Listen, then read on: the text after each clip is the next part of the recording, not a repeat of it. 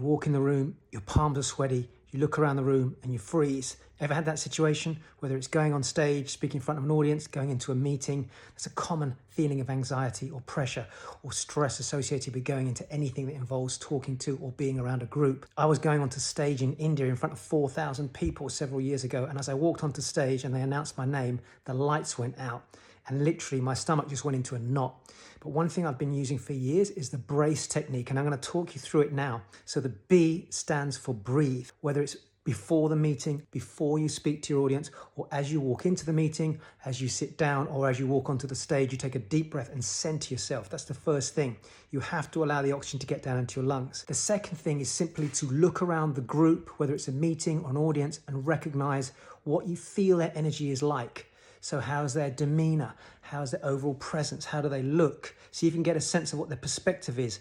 It might be a separate meeting that you've gone into and you don't know anybody, but you can still get a sense of people and recognize the type of energy they're bringing into the room. That'll help you as you go into the meeting or go through the presentation. The A stands for understanding your audience. Ideally, before you get there, have some understanding of who's going to be there.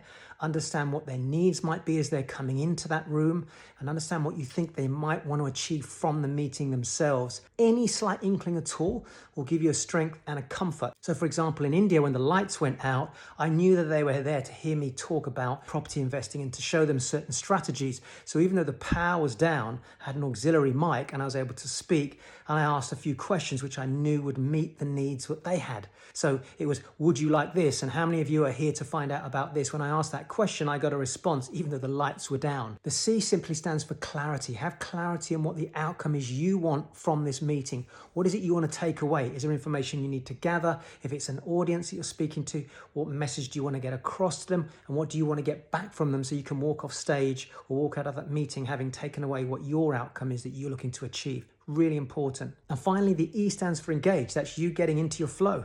You've got a sense of perspective. You might even want to direct your conversation at certain people. You can use some of the body language techniques we've talked about.